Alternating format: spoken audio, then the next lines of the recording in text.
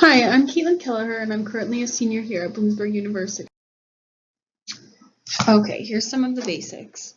Japan entered the war by launching a surprise attack on the United States that's known to us as Pearl Harbor. Pearl Harbor resulted in 2,403 deaths, and the United States entered World War II and declared war on Japan the very next day.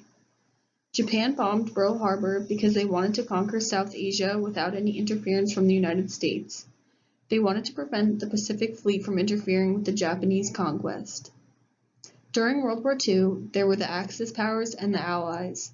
The Axis powers had Germany, Italy, Japan, Hungary, Romania, and Bulgaria.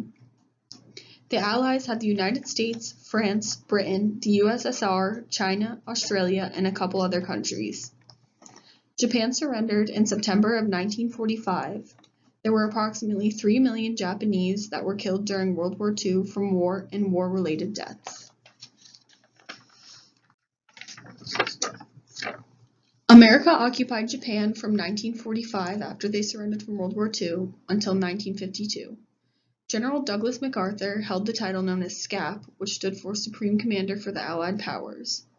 The United States wanted to focus on demilitarization and democratization during their time in Japan. Since they assisted Japan in creating a new constitution, the results came out very similar to the United States' own constitution. The new Japanese constitution added a system of checks and balances and separation of powers. This was to ensure that no branch of government could become too powerful. All of the branches have very different important responsibilities in the government. The United States also wanted to make Japan a pacifist country, that way they didn't have to worry about going to war with them again. The occupation by the United States ended in 1952 when Japan signed the San Francisco Peace Treaty. This treaty meant that Japan accepted the judgments of the International Military Tribunal for the Far East and of other Allied war crime courts imposed on Japan. Okay, before World War II, Japan was under the Meiji Constitution. Under this, the emperor had all power, and there was no mention of human rights, and there was limited suffrage. The Meiji Constitution gave all of the power of the Emperor of Japan, all of the power to the Emperor of Japan. There was no separation of powers as seen in their pacifist constitution. The Emperor would make the decisions, and the National Diet would approve of them.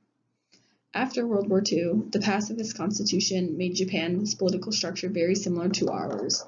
It created the separation of powers to ensure that not one branch will become too powerful.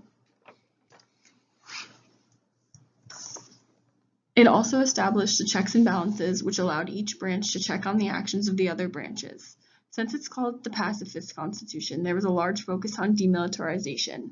Japan was no longer going to have a military. This ensured that the United States would not have to worry about going to war with Japan. In 2015, Japan did develop a series of laws that allows them to have a self-defense force now. Along with demilitarization, democratization was a large aspect of the new pacifist constitution. The United States wanted to ensure that the power was in the people and the people had a right to choose. When the pacifist constitution was enacted, it took power away from the emperor. Now, the emperor just acts as head of state, having more of a symbolic role as opposed to a political role. The one power that the emperor does have is the power of appointment. The emperor can appoint the prime minister from the cabinet members and appoints the judge on their Supreme Court. In the new constitution, there's a large focus on human rights. It's the longest part of the constitution, consisting of 31 articles that ensure that people have civil and social rights. The power of judicial review was also granted to the judiciary branch in Japan, just like the United States. This chart represents the checks and balances of each branch. Each branch has different powers, allowing them to check on the other branches to ensure that they're not abusing their powers or doing something unconstitutional. As you can see, the people elect the members of the National Diet, and the emperor has the power to appoint the prime minister and appoint the judges to the Supreme Court. The court has judicial review over the National Diet and the cabinet, and there's other ones too. The economy changed a lot after World War II. Before World War II, the feudal system ended during the Meiji period, which allowed people to advance in the ranks easier, and a lot of money was spent on the defense/military. The passing of the Deconcentration Law established the Fair Trade Commission. The economy was based more on a social market than a free market, and labor was absorbed into corporate governance with an emphasis on employment security after World War II. 40% of industrial plants and infrastructures that were destroyed, and they had to be built. So since they had to build new buildings, they were better and more technological. There was also a lot less money spent on the military since the US focused on demilitarization. And after World War II, Japan strived to increase coal supplies to rebuild its industrial base. And then after that, they wanted to strengthen their export capabilities and focus more on trade.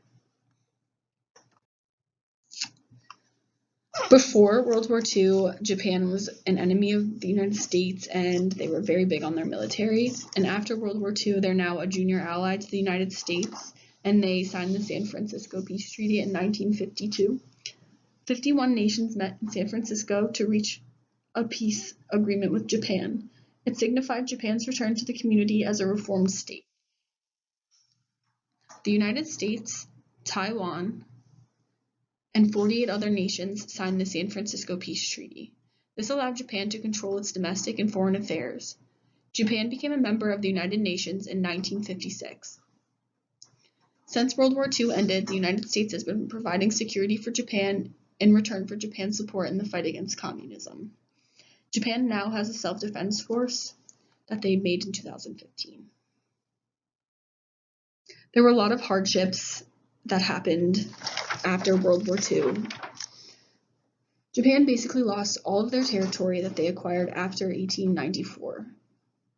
There was islands that were controlled by the Soviet Union and islands that were being controlled by the United States.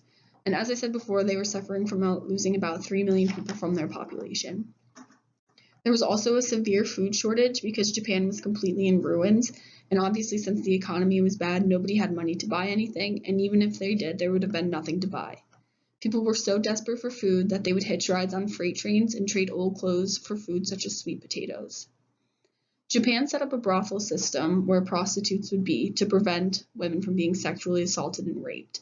Some women even carried poison around so that they could kill themselves if a man tried to rape them during the occupation of Japan.